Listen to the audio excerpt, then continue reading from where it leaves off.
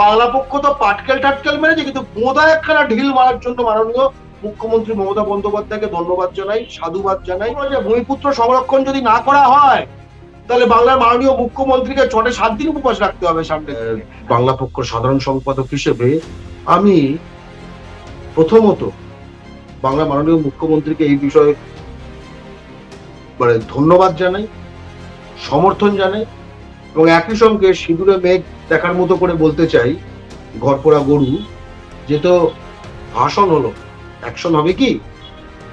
এবং একই সঙ্গে অত্যন্ত এক ধরনের মজার একটা মজারও ঘটনা ঘটছে যে বাংলার যে মিডিয়া জগৎ, টিভি চ্যানেল হোক আর যে জগৎ হোক, বাংলার বোদ্ধা জগৎ, বাংলার কলমচি জগৎ, বাংলার বুদ্ধিজীবী জগৎ, বাংলার আতেল জগৎ, বাংলার শিল্প জগৎ, বাংলার শিল্পী জগৎ, যতগুলো জগৎ আছে, যারা এই সত্যের কথা সবাই জানতো কিন্তু বলার সাহস করেনি এতদিন বাংলা পক্ষ ছাড়া আর কেউ। মমতা বন্দ্যোপাধ্যায় সেটা বলে ফেলেছেন বলে তারা আকাশ থেকেও ঠিক করছেন না, কারণ তারা সকলে জানেন, ফলে তাদের মুখোশ খুলে গেছে আজকে যে এরা এতদিন বাংলা এবং বাংলার মাটিতে বাঙালি কিভাবে কোনটাটা হয়ে গেছে সেটার বাস্তবতার গূঢ় কথাগুলো, সহজ স্থূল কথাগুলো তুলে ধরেননি। তারা ব্যর্থ, তারা বাঙালি জাতির সঙ্গে বেইমানি করেছে। এই নিয়ে এই বিষয়ে যারা আলোচনা করবে তারা প্রাথমিক শর্ত আছে, তাকে বলতে হবে পশ্চিমবঙ্গের মাটিতে হিন্দিভাষী উর্দুভাষীর পার্সেন্টেজ বেড়ে যাওয়াতে তারা কোনো ক্ষতি দেখেন কি দেখেন না। যদি বলেন না সকলেই মানুষ, গরিব মানুষ, এই মানুষ তাই মানুষ, সকলের অধিকার, তখন বুঝতে হবে যে এই হচ্ছে সেই শ্রেণী যারা বাংলা ও বাঙালিকে ধ্বংস করলেও সে তো ধ্বংস হচ্ছে না, সে তো নিজের মোটামুটি সুন্দর একখানা জগৎ পগৎ নিজের মধ্যে কাল্পনিক জগৎ বানিয়ে মোটামুটি নিজের একখানা করে বার করে নিতে পারছে।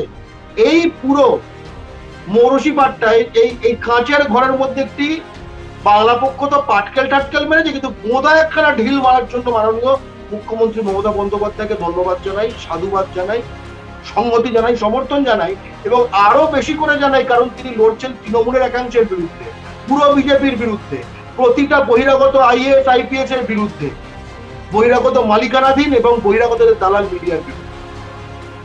এখন কেন বাংলা পক্ষ সম্বন্ধেও বলা হয়, বাংলা এই কথাগুলো তো 20 বছর আগে বলা দরকার ছিল, অবশ্যই বলা দরকার ছিল। আমরা অতীত বদলাতে পারবো কিন্তু আমরা ভবিষ্যৎ বদলাতে পারবো। তৃণমূল এই ভোটে এতগুলো বহিরাগত প্রার্থী দিয়েছে, ঠিক আছে, কেন দিতে হয়েছে? আসানসোলের শত্রুঘ্ন সিনহাকে কেন দিতে হয়েছে? তার মুখ দেখে না, সে বিহারী বাবু বলে, বিহারী বাবু বলে আসানসোলে কেন দিতে হয়েছে? কারণ ওখানে আজকে বাঙালিকে বাংলাদেশে শুনতে হয়, রেলপাট থেকে শুরু করে বিভিন্ন জায়গায় বাংলা ভাষা শোনা যায় না, যেটা মমতা বন্দ্যোপাধ্যায় বলেছেন। ওখানে ভোজপুরি পর্নস্টার তাকে ভোটে দাঁড় করানোর কথা বলতে পারে বিজেপি এবং দাঁড় করিয়েও দেয় বাঙালি বিদ্বেষীরা ভোজপুরি পর্নস্টার। ওখানে তৃণমূল মেয়র করে জিতেন তেওয়ারিকে, যে কিনা ভোজপুরি ভাষায় বাঙালিদের বিরুদ্ধে জাতি দাঙ্গার উস্কানি দেয়। সেখানে জনবিন্যাসে বাঙালি এমন কোনটা হয়ে গেছে যে ওখানে যাকেই জিততে হবে, অর্থাৎ এই একদিনে এই জিনিসটা হয়নি, সেখান থেকে আজকে এই অবস্থায় কোথাও একখানা বোধহয় লক্ষণ রেখা দেওয়ার দরকার ছিল। এতেও অ্যাকশন হবে কিনা জানি না, এটা একটা প্রক্রিয়া। এই টিভি চ্যানেল ডেকে আর দুটো পুরো বিষয়টাকে একটা হকার উচ্ছেদ অভিযান এর মধ্যে পরিণত করে, যেখানে দেখুন এই বাঙালি, বহিরাগত, বাংলা ভাষা, বাংলা আইডেন্টিটি অংশটাকে সম্পূর্ণ বাদ দিয়ে সেটাকে শুধু একটু মুখ্যমন্ত্রীর যাত্রাপথে যেসব জায়গায় পড়ে সেখানে হকার উচ্ছেদ অভিযানে পর্যবসিত করার যে পুলিশ প্রশাসন, তৃণমূলের একাংশ, বিজেপি, মিডিয়া ষড়যন্ত্র, সেটিকে নস্যাৎ করার জন্য কিন্তু বাঙালি রেডি হয়ে গেছে, চিনে গেছে এদের। এবং এই কারণেই তৃণমূলকে ক্যান্ডিডেট দিতে হয়, আগে যত দিত পরে দিতে হয়, এবং এই এখানে না থামাতে হয়, আরো বেশি দিতে হবে আগামীতে। আমি তো একটা সময় বলেছিলাম, এই তো 6টে মমতা বন্দ্যোপাধ্যায় উনি বললেন আমি 2 দিন উপবাস রাখছি, ঠিক আছে। বাংলা পক্ষ বলে যে ভূমিপুত্র সংরক্ষণ যদি না করা হয় তাহলে বাংলার মাননীয় মুখ্যমন্ত্রীকে 6-7 দিন উপবাস রাখতে হবে সামনের দিকে। এখন 2 দিন না 3 দিন ছুটি দিয়েছে, পরে 1 মাস ছুটি দিতে হবে। পরে 1 মাস ছুটি দিতে হবে। এই স্পষ্টতার সঙ্গে তিনি বিষয়টি বলেছেন। লোকেরা এখন কুল পাচ্ছে না, কি বলবে। বিজেপি বলছে এর ফলে 10 লাখ মানুষ কর্মহীন হবে, জীবিকাহীন হবে। কোন 10 লাখ মানুষ? সেই 10 লাখ মানুষ যারা বাংলার আইডেন্টিটি নষ্ট করে, সেই 10 লাখ মানুষ যাদের উপস্থিতির কারণে এলাকায় বাংলা বলা লোক খুঁজে পাওয়া যায় না।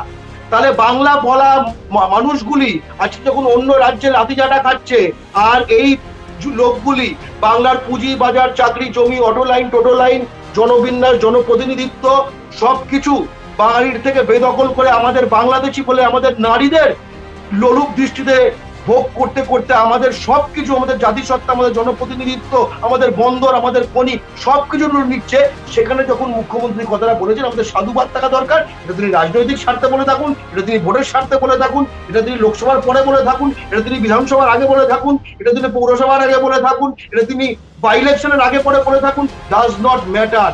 বাংলার মাটিতে একজন মুখ্যমন্ত্রী কথাটা বলেছে, এটা নৈতিক শিল্প পড়ে গেছে বাংলার এই কদর্য বাস্তবতা, যেটা প্রতিটি দালাল শ্রেণীর বুদ্ধিজীবী, মিডিয়া থেকে শুরু করে আমলা থেকে শুরু করে রাজনৈতিক নেতা, তারা একদম চুপ। তৃণমূলের লোকেদের আজকে আপনি বুম ধরুন তো, গয়া থেকে আসা ববি হাকিমের সামনে কি বলে সে এটা নিয়ে, আপনি বুম ধরুন তো সুজিত বসুর সামনে, আপনি বুম ধরুন তো সব্যসাচী দত্তর সামনে, আপনি বুম ধরুন তো মলয় ঘটকের সামনে, আপনি বুম ধরুন তো গৌতম দেবের সামনে। কারণ আজকে সেটা শিলিগুড়ি হোক, সেটা মাল হোক, সেটা মেটলি হোক, সেটা আলিপুরদুয়ার হোক, সেটা রায়গঞ্জ হোক, সেটা ইংরেজ বাজার হোক, সেটা পুরুলিয়া হোক, সেটা রঘুনাথপুর হোক, সেটা কুলটি হোক, যেখান থেকে ক্যাপ্টেন তৈরি হয়েছে যে অর্ধেক হিন্দি বলে অর্ধেক বাংলা বলে, সেটা অথচ কেন বলি ওটা তো ঝাড়খণ্ডের কাছাকাছি। আচ্ছা, ঝাড়খণ্ডের কোন একটা শহর তো বাংলার কাছাকাছি, সেখানে কোনো বিহারি নেতা অর্ধেক বাংলার অর্ধেক হিন্দি বলে সেখানকার রাজধানীতে গিয়ে রাঁচিতে ব্রিগেডে মীনাক্ষী মুখার্জি করে এলেন।